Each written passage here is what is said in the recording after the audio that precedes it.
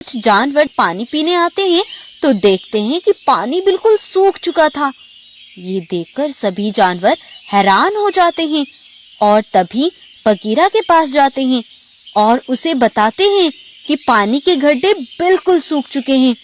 ये सुनकर तो बगीरा भी परेशान हो जाता है और तभी वो अपने माता पिता के पास जाकर कहता है, सुनो बाबा, हमारे जंगल के दोनों गड्ढे पानी से सूख चुके हैं।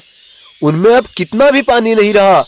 मुझे अब दूसरे जंगल में जाना ही होगा और पता करना होगा कि नदी से पानी हमारे जंगल में क्यों नहीं आ रहा।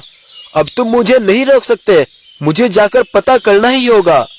तब बगीरा अपने दोस्त भालू को लेकर दूसरे जंगल की ओर निकल पड़ता है।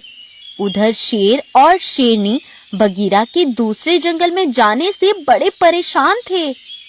शेर, दुआ करो कि बगीरा को कुछ ना पता चले और बगीरा सही सलामत जंगल वापस लौट आए।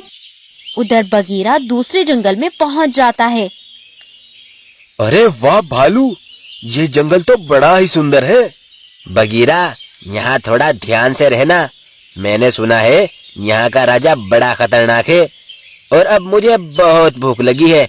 अब यहीं रुककर भोजन करते हैं। तब वो रुककर दोनों भोजन करने लगते हैं।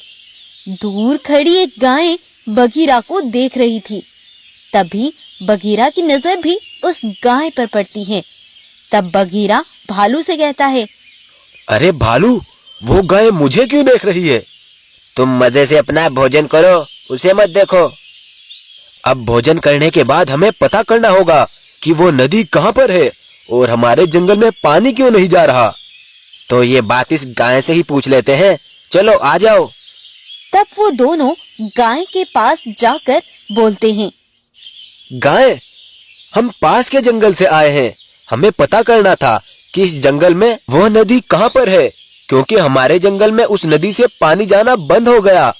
बस हमें यही पूछना था। हाँ हाँ, सब बताऊंगी मैं तुम्हें, लेकिन पहले ये मुझे बताओ कि तुम गब्बर शेर के बेटे हो ना? क्या गब्बर शेर? नहीं, मैं तो शेरू का बेटा हूँ। शेरू? अच्छा, शेरू तुम्हारे चचा? क्या चाचा? चाचा नहीं, वो मेरे पिताजी है। नहीं बेटा, वो तुम्हारे पिता नहीं, चचा जी हैं। तुम्हारे पिता को तो इस जंगल के राजा बाघ ने मार डाला था। ये तुम क्या बोल रही हो? मुझे कुछ समझ नहीं आ रहा। बेटा, जब तुम बहुत छोटे थे, तुम्हारे पिता इस जंगल के एक ईमानदार राजा थे। वो हमेशा जानवरों के भले के बारे में सोचते थे, लेकिन बाघ बड़ा लालची और बड़ा खुदगर्ज था। वो जंगल पर किसी भी तरह राज करके रहना चाहता था, तो उसने अपने कुछ साथियों के साथ नदी के बीच में कुछ पत्थर लगाकर नदी से सभी जंगलों में जाने वाला पानी रोक दिया, जिससे जंगलों में पानी नहीं पहुंच पाया। तो अगले ही दिन सभी जंगलों के जानवर तुम्हारे पिता गब्बर शेर के पास आए। अरे गब्बर शेर, ये तुमने क्या किया? तुमने नदी के बीच पत्थर लगाकर हमारे जंगल का पानी क्यों रोक दिया? हाँ गब्बर शेर, ये तुमने बिल्कुल अच्छा नहीं किया। ये तुम क्या बोल रहे हो? मैंने तो ऐसा कुछ नहीं किया। तभी बाघ वहाँ पहुँचकर बोला, सुनो भाइयों, ये गब्बर शेर तुम्हें परेशान करना चाहता है। जरूर ये इसकी कोई चाल होगी। हाँ, बाघ बिल्कुल सही कहता है, ये इसकी कोई चाल है। हमें ऐसे राजा की कोई जरूरत नहीं है। गब्बर शेर कुछ कहता, उससे पहले ही बाघ ने धोखे से तुम्हारे पिता पर हमला करके उन्हें वहीं जान से मार डाला। कुछ देर बाद बाघ के सभी जानवर वहीं पर पहुंच जाते हैं। उनको देखकर सभी जानवर बोलते हैं, अरे बाघ, ये जानवर कौन है?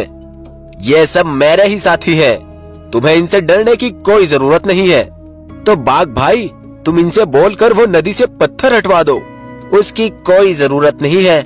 तुम सब यहीं पानी पीने आ जाया करना। लेकिन हमारे जंगल तो यहाँ से बहुत दूरी पर है। हम यहाँ कैसे रोज पानी पीने आएंगे? इस बात को लेकर हम गब्बर शेर के पास आए थे।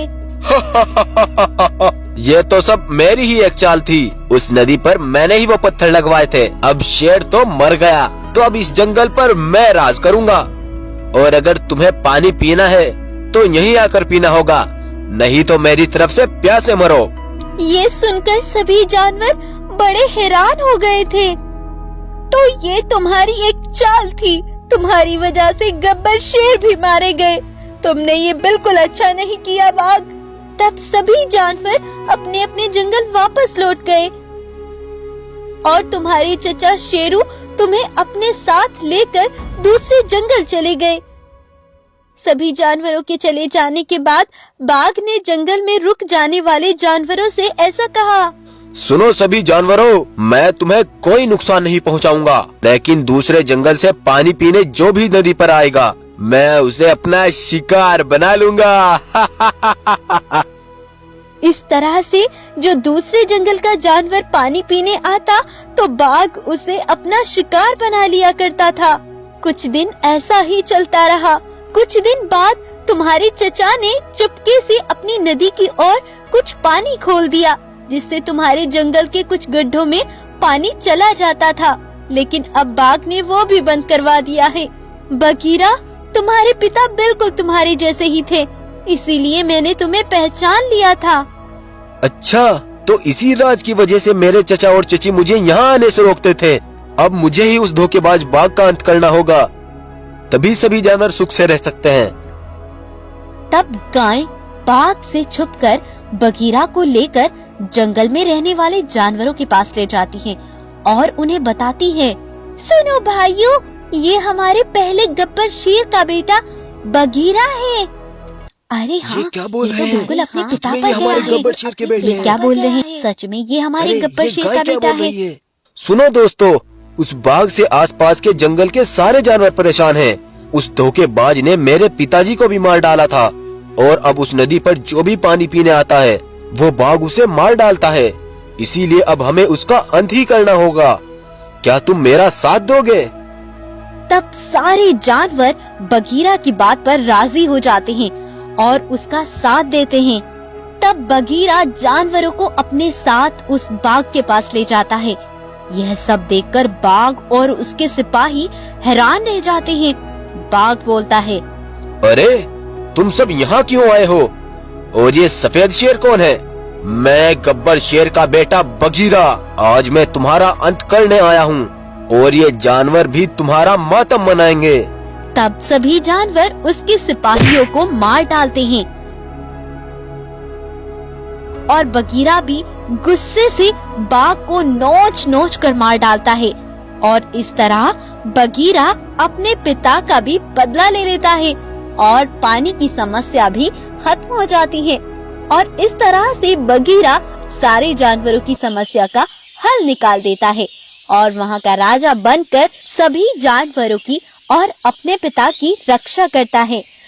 तो अगर आज की स्टोरी आपको अच्छी लगती है तो इसको लाइक जरूर करें, शेयर करें और ऐसी इंटरेस्टिंग यूनिक स्टोरीज देखने के लिए हमारे चैनल को सब्सक्राइब कर लें, बेल आइकन को प्रेस कर लें अमेजिंग लेटेस्ट यूनिक स्टोरीज सबसे पहले पाने के लिए। Thank you.